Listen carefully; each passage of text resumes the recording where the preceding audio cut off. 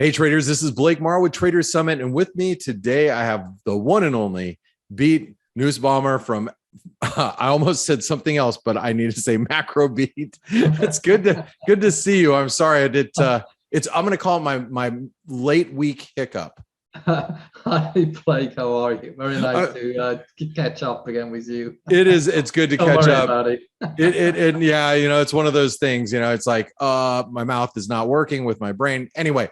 So let's talk a little bit about, what's been happening in the markets. You made a great call you just wanted to be long dollars, and the dollar has broken out. It's forged 2021 highs. We're trading near those highs of the year right now. But last time we did speak, you were bullish the dollar, but you were also bullish the yen. So the yen actually got, just kind of rolled over there. The dollar yen continued to rally, but some of the yen crosses really took off. So I want to ask you this. First, let's start with the yen. Let's start with, the yen weakness.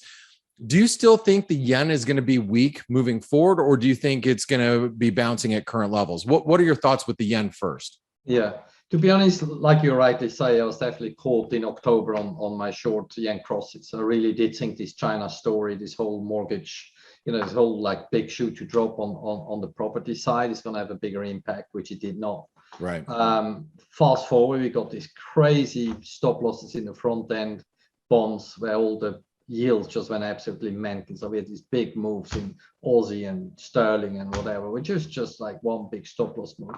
So that just created this really brutal move, and I just cut those cross yen shorts and just moved to the view of, rather than preempt the China story, kind of react. It's cheaper. Wait for it to actually finally matter, because one thing we both know, right? Even if the market ignores a bigger story that is kind of somewhere, we used to say it doesn't matter until it does. And it doesn't necessarily go away, right? Yes. So that means on the yen side, I've moved from the sort of preempt to react. So I kind of just really gone back to my core dollar story. In terms of the yen, there's a few things that's going to be interesting going 2022. I don't think it's going to change right away, but this year, since the new prime minister is in charge, we have started to hear the first time about the negative impact the yen has on actual Japanese economics. This is the first time in almost my 38-year history. Yeah, I was going to say, normally they don't care. Right? Yeah. Kuroda tried to immediately step in to say, yen weakness, no problem yet. But if this energy crisis is not going away, if this bottleneck story is not going to go away, Japan will suddenly feel the wrong side of the weak yen, right? And I'm not there yet to call it that they start to do something about it. That would be probably very premature, because obviously the old correlation dollar yen versus US yields, we just have to trust that one for the time being. Right. But the only reason I mentioned this is going to be my big focus going into next year. Why? Because this be a big change compared to the last 20 years. If the Japanese would suddenly start to sort of ask their mates, stop buying US treasuries, at least not unhedged, and all this kind of stuff, to try to actually, not reverse yen weakness, but actually, do they want to see dollar yen at 125 right now? I very much doubt so.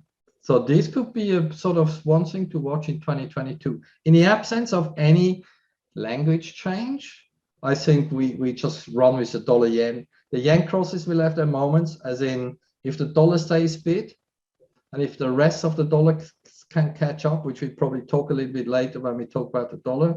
I think the crosses are just kind of in this random mood where it tries to gather which dollar is going to move next. There's a very unpleasant time to trade the crosses, at least from a stale risk perspective. So I'm not doing it at all. I do hit and run in the yen crosses.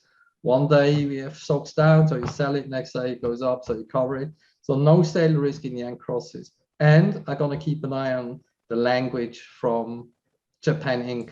next year. And I think it's really important for people to understand, the traders that are listening in right now. Japan is a country that really has to import everything for the most part.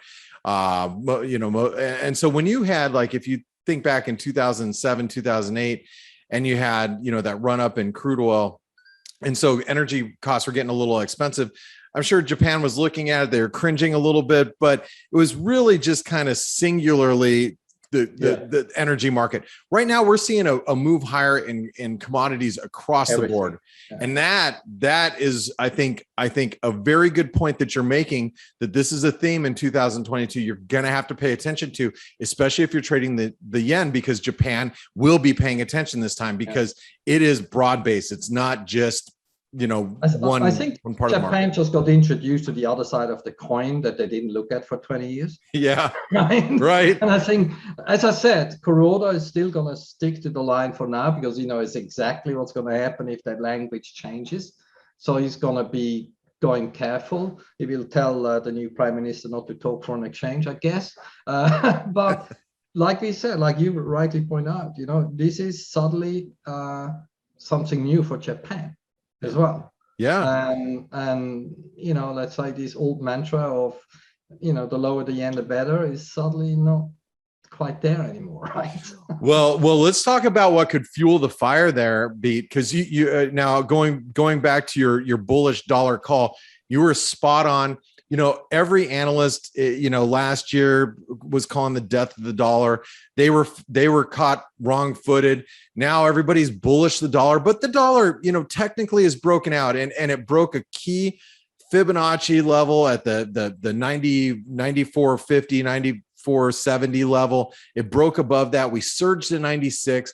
Here we are trading around the 50% retracement of the entire like post-COVID move. I mean, is there more gas left in the tank here in the dollar, or is the dollar, you know, is it done near term? What are your thoughts on the dollar index? Because it was a great call. Yeah, thanks very much, Blake. To be honest, for the first time, I'm square dollar right now, but this is more a tactical square than a view change. I think the euro has moved a lot faster than it usually does, which tells us one thing: the market is not long the dollar. This was a capitulation move, maybe a little bit of Ukraine and a bit of Belarus and a bit of this and a bit of that. But generally speaking, you know, we broke 140.95 key FIBO level. We straight went to the 112.95, which is the next key FIBO level. That's the only reason why I sort of stepped aside a little bit, because I just felt, you know, for euros, for the way euro usually moves, that was far too quick. Yeah, you know, percentages in days is like that's a big move for a central bank, right? And so in my opinion, I think what we saw from a price action point of view, it was probably mixed in a lot of capitulation from exactly the people you mentioned. Finally just go like, you know what, dollar is actually not going to go down. What the problem we had, and that's why, you know, the long dollar trade, even though it worked finally, it was a tough trade all year, is the market is just not embracing the dollar. And that is why I think the dollar has still more room to the upside. I think the US CPI was a big change, where suddenly all the fixed income moves in the other markets stopped and the focus shifted right back to the Fed. And I think the Fed, you know, I expect a lot more, you know, a more hawkish Fed in December. They just got to buy insurance. Whether they follow through and whatever they say doesn't actually matter. I think the transitory is out of the window. They weakened that one on the last meeting. We, you know, they now have to try to explain we still mean transitory, but it's it could actually, you know, be quite a bit of time it needs. And it's the risk of where we are now. Even if I agree there are some transitory factors in there, even if they come off, the underlying will remain higher than the Fed is comfortable with. So I think the Fed has no other choice to either accelerate taper, and suddenly they'll be done in March instead of June. Maybe they stick to June, but the rate message will not be watered down anymore. The Fed just needs to buy insurance. Like I said, words are cheap, a lot cheaper than action. So they have to change rhetoric. I think we're going to see, it's going to be one of these years, I feel, that we've seen so many times in the past, where before Thanksgivings, the move starts, right? Yeah. Dollar rally starts. Then you guys have Thanksgivings, few days off, you come back, dollar is higher again, and we have this year-end dollar rally. I actually think since US CPI, I think we moved from range to trend. I expect a dollar acceleration. I'm a little bit nervous that I'm flat dollars. I pray that we get the dip to reload. I really think the dollar is going to accelerate into year-end and even into early next year. Q2, who knows? But into year-end and Q1, new dollar highs. Well, that's okay. That's a great point. And so your view at this point, you got to be buying dollars on pullbacks. Let's all pray that we get a pullback. But that brings me to my last question for you, which is a very big topic of conversation right now, because this could maybe have an impact on the dollar, moving forward.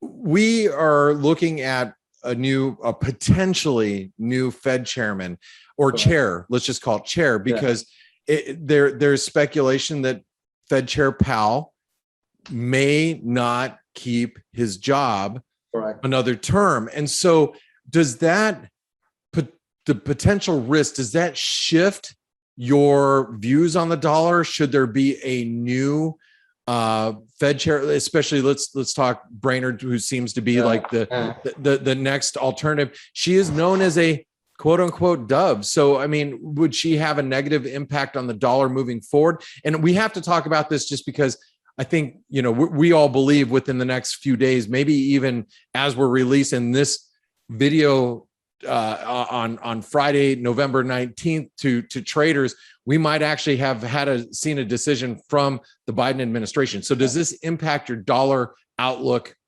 moving forward?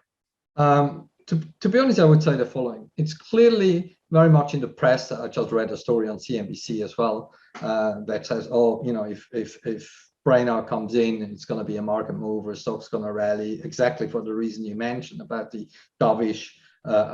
Brainerd is actually more dovish than Powell. To be honest, I cannot disagree that we might get a knee-jerk reaction like that, because that is maybe what the market thinks.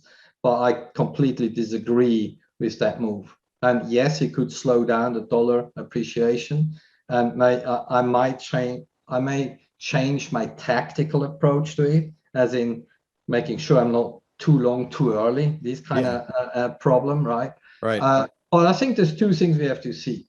Brainerd has a job to do, no matter where she stands now.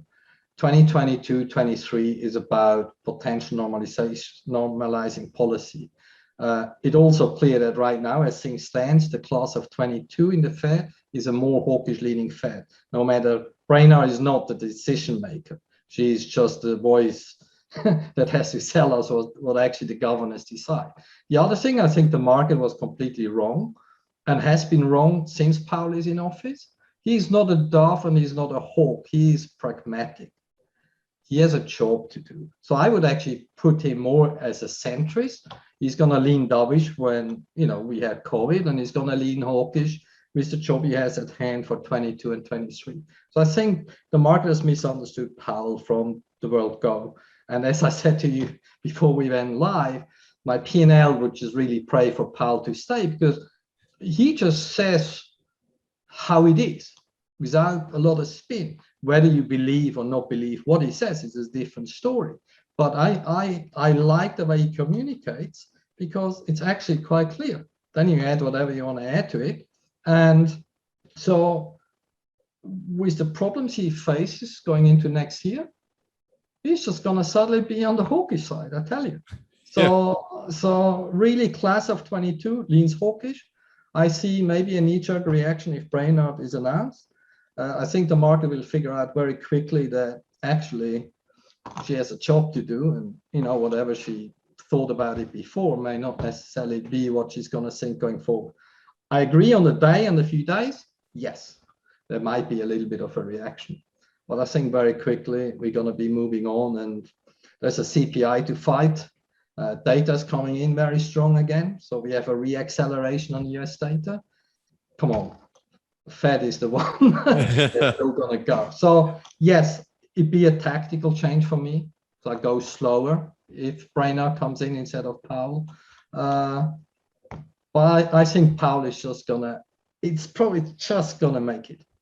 Well, Beat, I really appreciate you putting everything together for us. That's one of the things I really appreciate about you. Not only are you technical, but you also put the whole macro picture together. And I have to agree with you.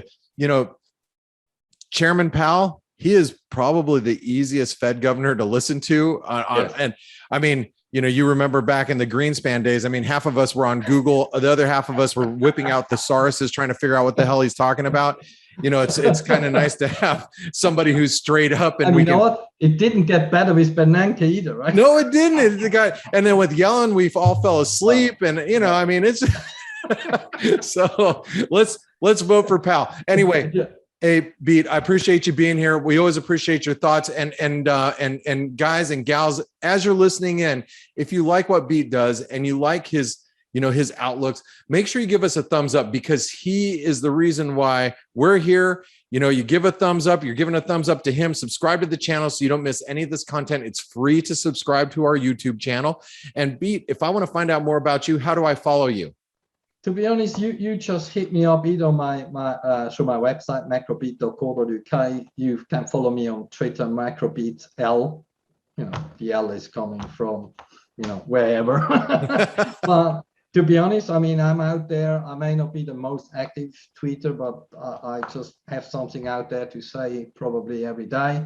Or just get in touch with me directly. I'm running a few chat rooms that people may or may not be interested, and just see my work firsthand. So always happy to let people, have a 1 week look in and see if they like it. And Great. Just get in touch with me. We organize it. Well, we appreciate your thoughts here at Traders Summit. So thanks for joining us. And as I'm going to try to catch up with you at the end of the year, so we can actually look at what you're going to be thinking along the themes of 2022. I already know a little bit of it. It's going to be the yen. It's going to be interesting to find out if you're looking at the dollar there too. I think we're going to be talking geopolitics as well for 2022. Woo! Can't wait to hear that conversation. I already have quite a list for next year. All right. I guess we need a little bit more time next time. Exactly. Well, thanks, Pete, for joining us today. And I look forward to our next conversation. Perfect. Thank you so much. All the best. All right. And to you. Take care. Hey traders, Blake Morrow here. Thanks for stopping by our YouTube channel. Don't forget to like, share, and subscribe to our channel. Also click the bell notifications so you do not miss any of our market-related trading analysis from some of the leading industry experts. Thanks for stopping by. We'll see you in the next video.